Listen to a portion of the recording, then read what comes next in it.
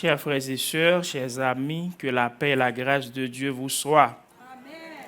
Comme vous le savez déjà, nous avons une thématique pour ce mois d'août, c'est la prière. Et ce matin, nous avons un sujet devant nous, c'est la prière, la puissance qui touche le ciel. Amen. La prière, la puissance qui touche le ciel. Je vous demande à ouvrir votre Bible avec moi dans 1 Thessaloniciens 5, verset 17. Je dirais le verset, en fait, c'est parmi les versets les plus courts de la Bible. 1 Thessaloniciens 5, verset 17.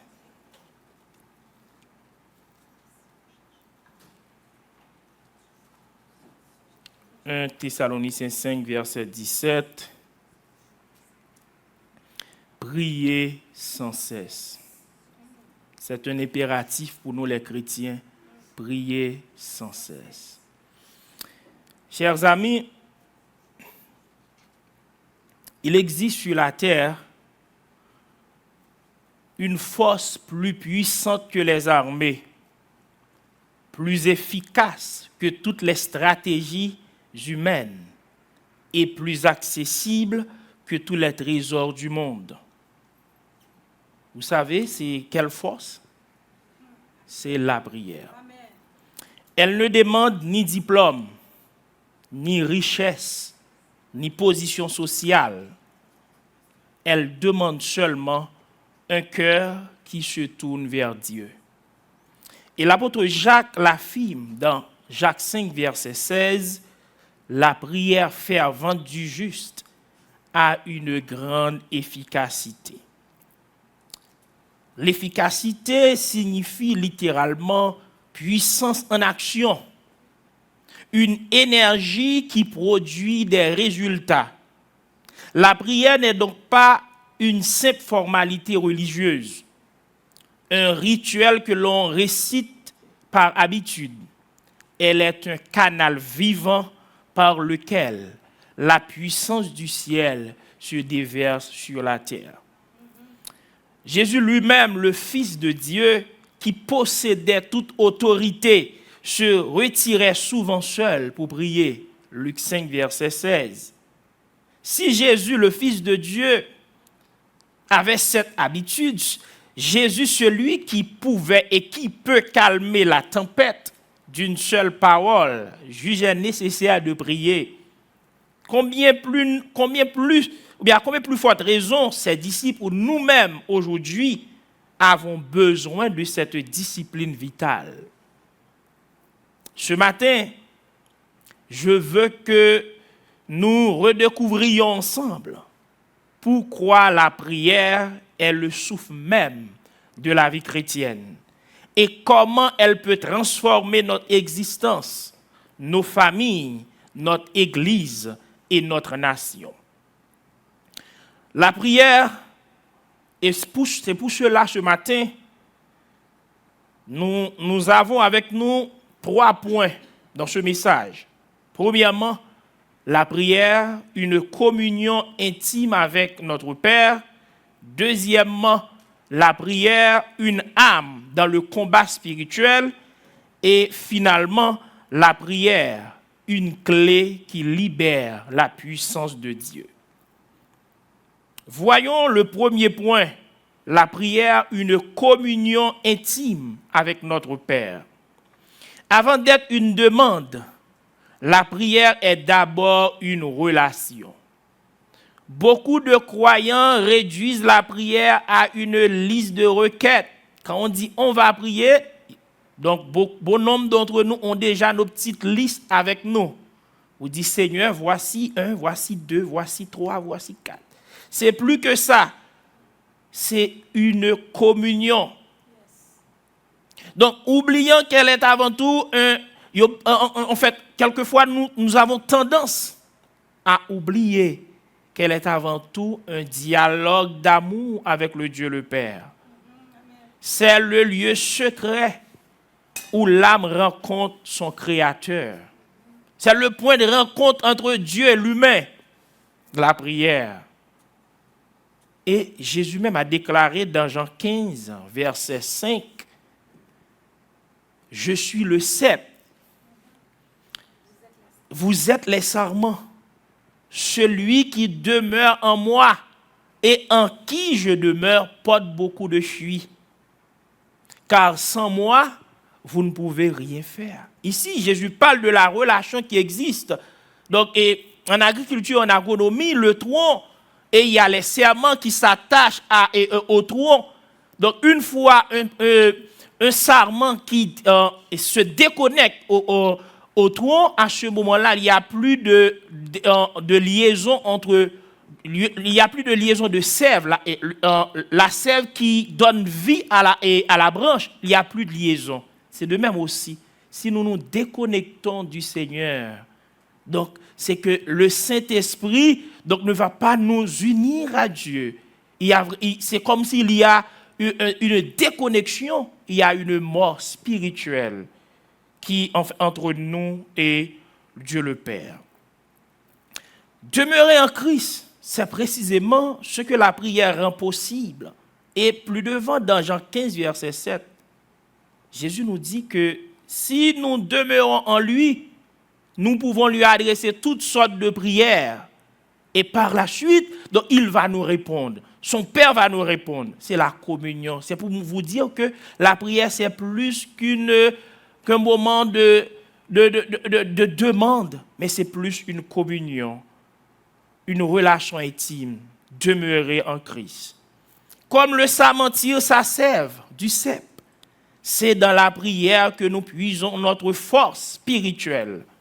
Et le psalmiste exprimait cette soif de communion en ces termes dans Psaume 63, verset 2. David nous dit, « Oh Dieu, tu es mon Dieu, je te cherche.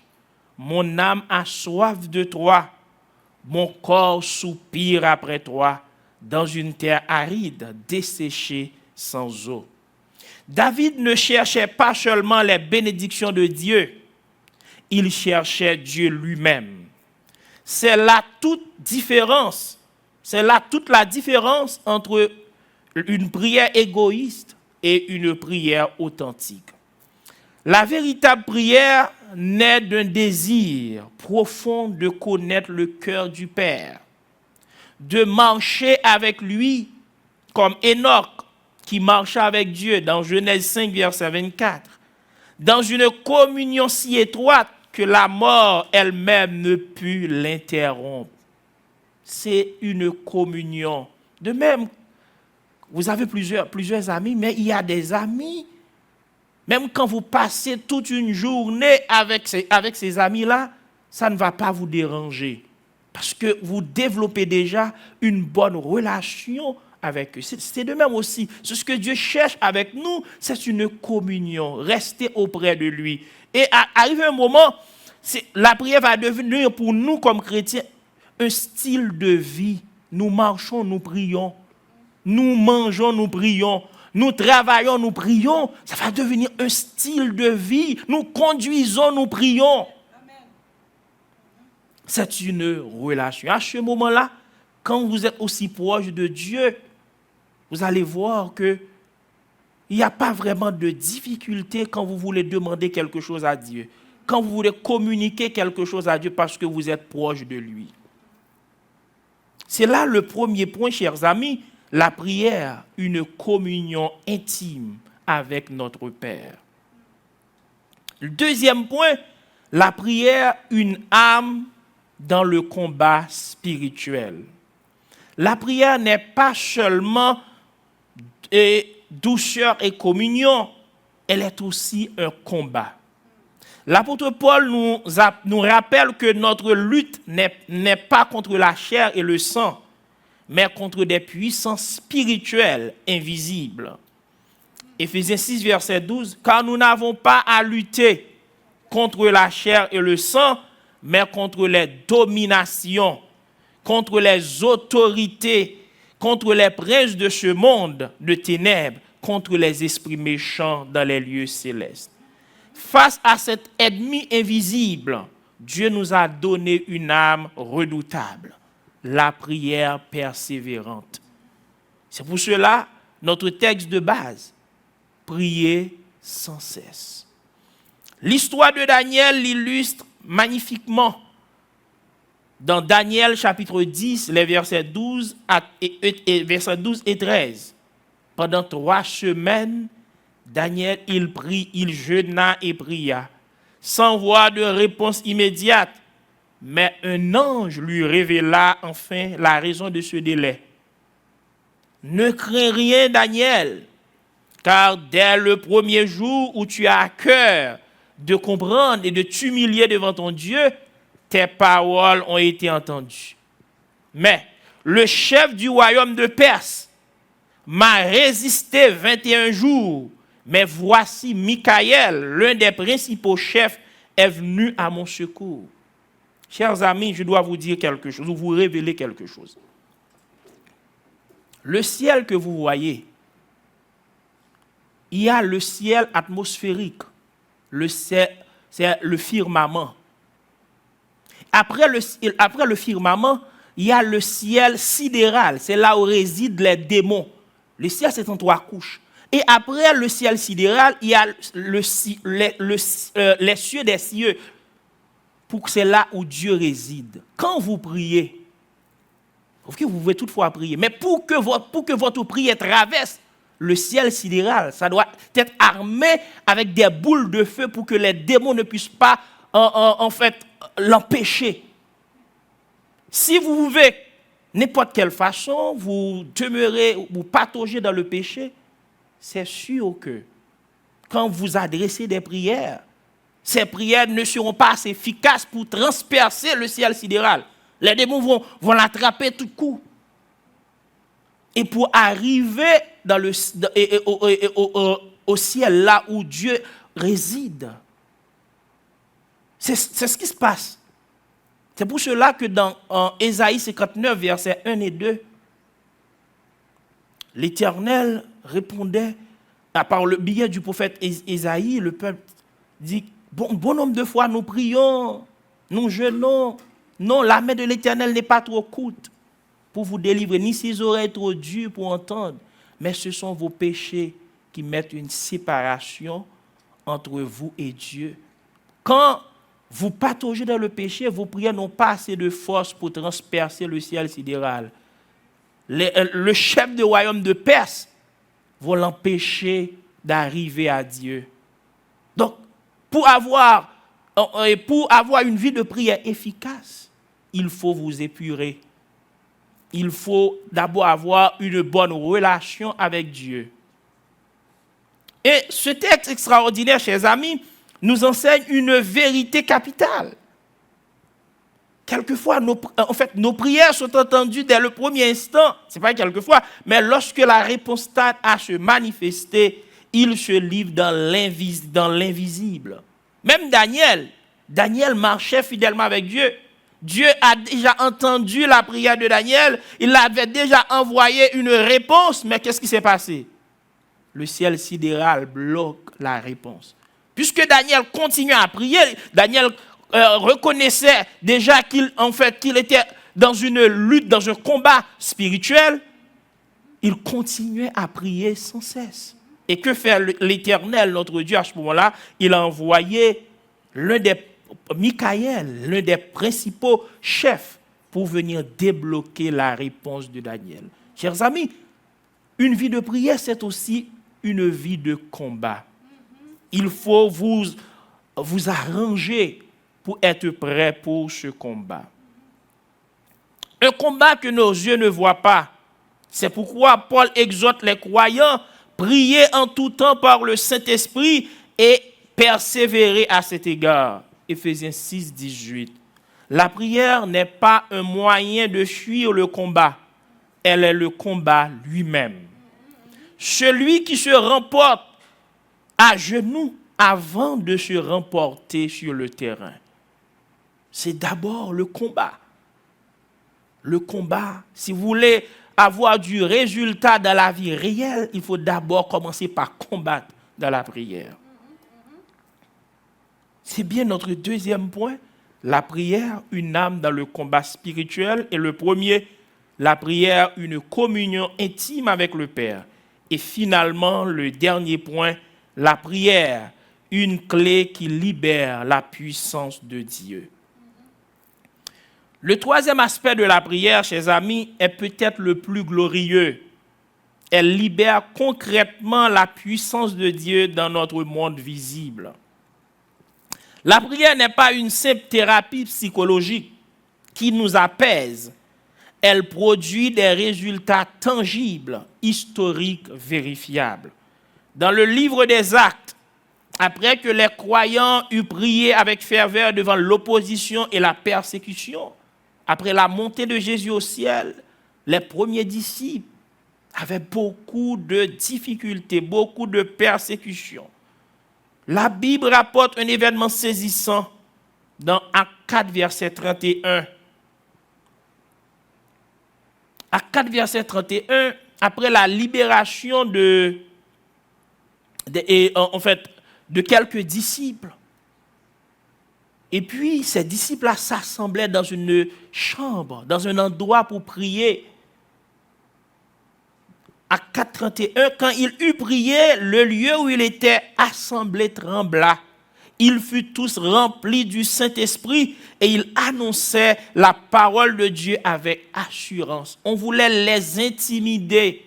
Mais puisqu'ils prennent le chemin de la prière, Dieu était venu les fortifier. Vous dites, continue dans le combat, annonce l'évangile. Le lieu trembla. Ce n'est pas une image poétique. C'est la manifestation physique de la puissance divine répondant à la prière collective de l'Église. Et Jacques ajouta cette promesse extraordinaire concernant le prophète Élie. Dans Jacques 5, 17 et 18, Élie était un homme de la même nature que nous. Il pria avec instance pour qu'il ne plût point. Et il ne tomba point de pluie sur la terre pendant 3 ans et 6 mois. Puis il pria de nouveau, et le ciel donna la pluie, et la terre produisit son fruit.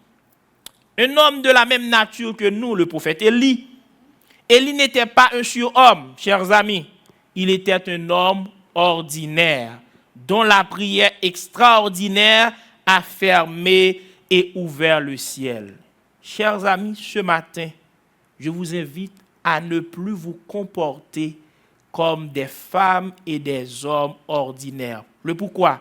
Parce que vous avez cette âme puissante, la prière. Pourquoi que vous savez que les bandits ont peur de la police? Ce n'est pas pour la police lui-même, la personne, mais c'est pour l'âme qu'il porte.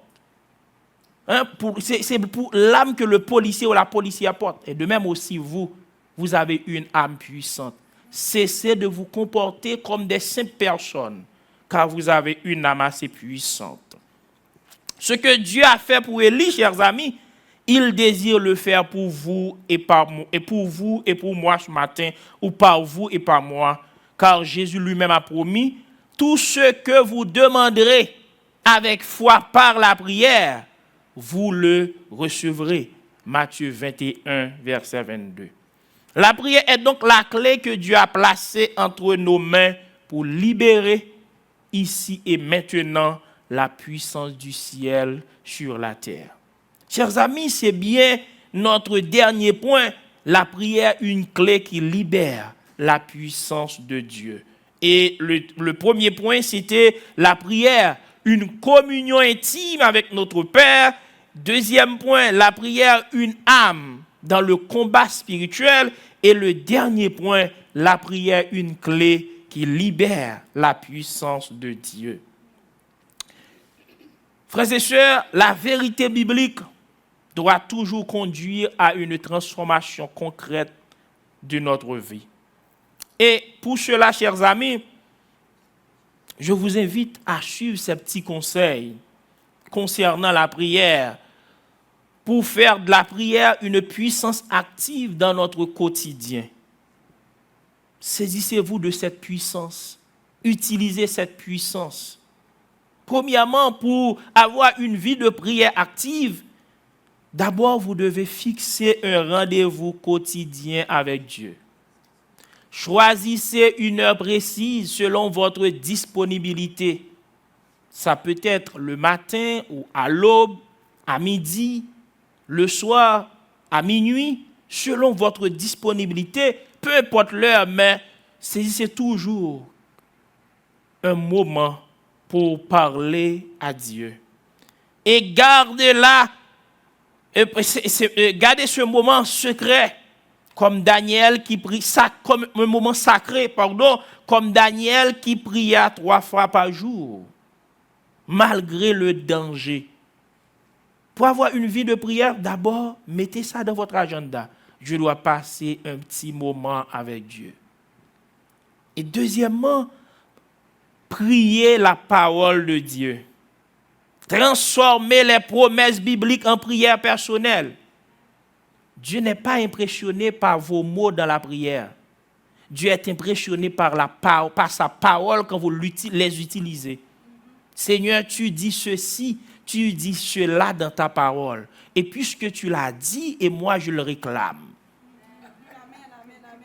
Parce que dans Ésaïe 55, verset 11, il nous a dit que de même que la pluie, donc ne retourne pas là où il sort sans produise des fruits sur la terre, de même que la parole de Dieu ne retourne pas vers Dieu sans produire des effets. Il faut prier par la parole. C'est comme ça, il faut être audacieux dans la prière. Et c'est ainsi que votre foi grandit et que vos prières s'alignent sur la volonté de Dieu. Troisièmement, persévérez même dans le silence apparent.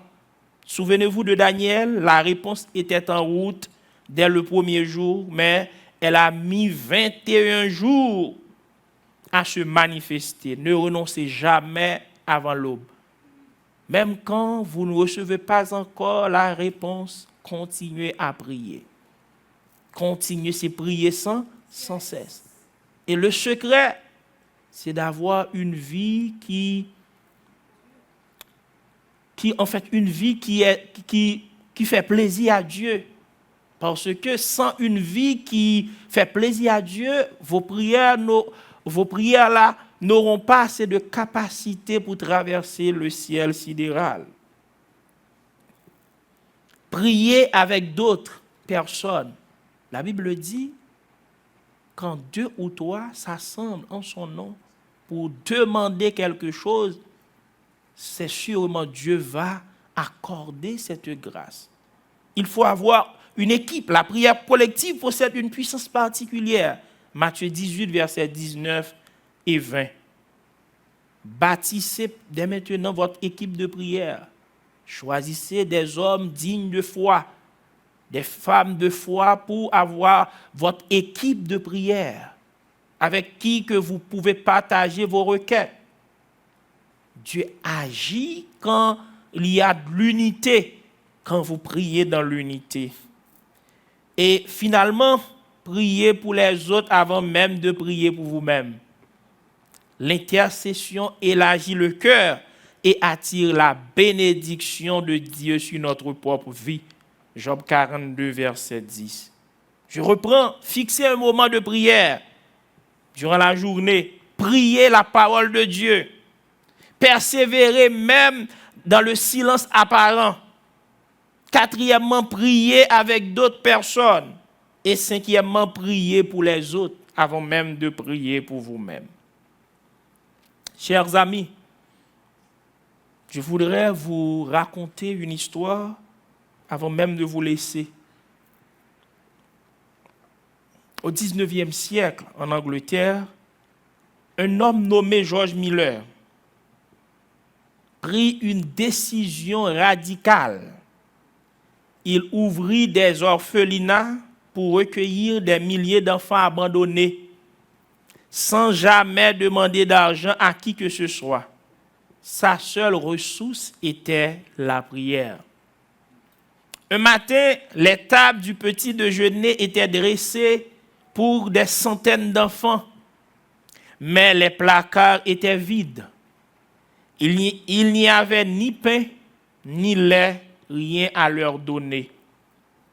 Miller rassembla les enfants autour des tables, inclina la tête et pria simplement. Père, nous te remercions pour ce repas que tu vas nous donner.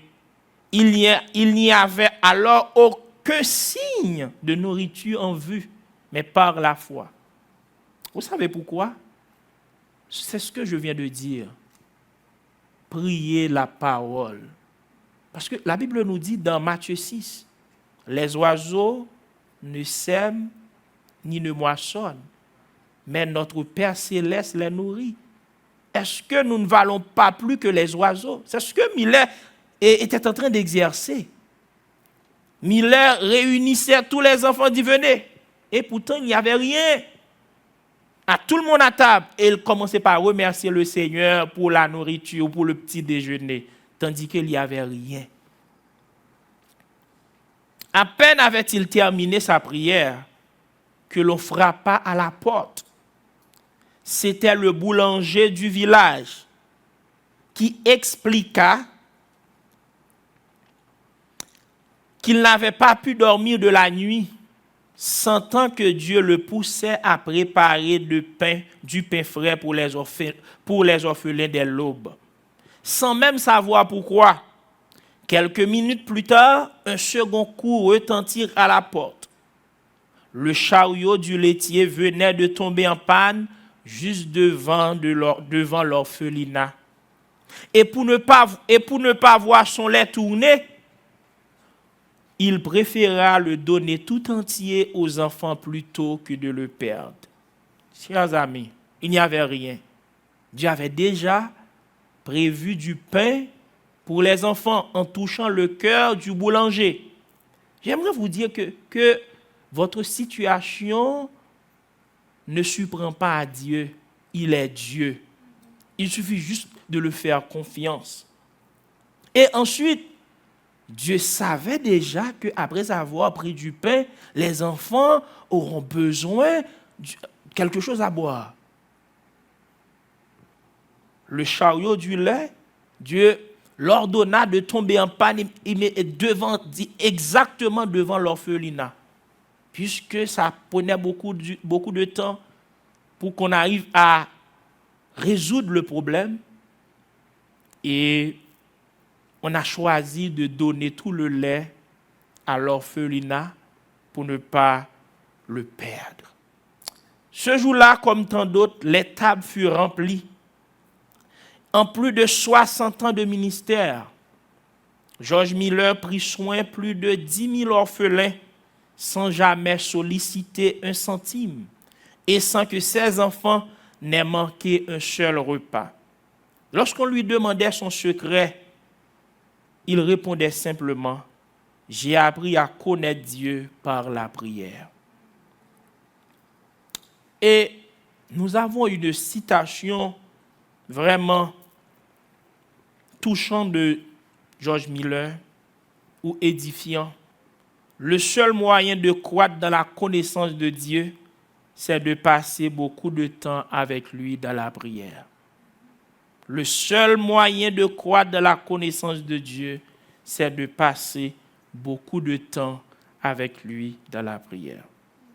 Bien-aimés, la prière n'est pas réservée à une élite spirituelle. Oh, c'est le pasteur, c'est la femme du pasteur, ce sont les leaders. Non. Elle est le privilège de chaque enfant de Dieu. Elle est la communion qui nous unit au Père, l'âme qui nous fait vaincre les ténèbres et la clé qui libère la puissance du ciel sur la terre. Élie était un homme comme nous. Daniel était un homme comme nous. George Miller était un homme comme nous. Et vous aussi, vous pouvez voir Dieu agir puissamment dans votre vie. Le ciel attend, non pas des orateurs éloquents, mais des cœurs qui s'agenouillent avec foi. Ne laissez plus jamais votre journée, chers amis, commencer sans avoir parlé à votre Père céleste. Et ne la laissez plus jamais se terminer sans lui avoir remis vos fardeaux. 1 Thessaloniciens 5, verset 17, priez sans cesse. Que dès aujourd'hui, chers amis, chacun de nous retourne dans son lieu secret, ferme la porte et redécouvre cette puissance qui déplace le ciel et transforme la terre. Et tout ce que je viens de dire, cette puissance réserve seulement à ceux et celles qui connaissent déjà le Seigneur Jésus-Christ. Si vous êtes ici, vous ne connaissez pas encore le Seigneur Jésus-Christ, cette puissance, ce n'est pas encore pour vous. Vous devez faire d'abord le premier pas, c'est d'accepter le Seigneur Jésus-Christ. Vous n'êtes pas encore enfant de Dieu, vous êtes seulement créature de Dieu. Mais la Bible nous dit dans Jean 1er, verset 12, « Mais à ceux qui l'ont reçu et qui croient en son nom, elle a donné le pouvoir de devenir enfants de Dieu. » Que Dieu nous aide, chers amis, à avoir une vie de prière, à utiliser cette puissance qui déplace le ciel. Cette puissance, là où nous ne pouvons pas nous avoir accès, la prière peut entrer pour nous.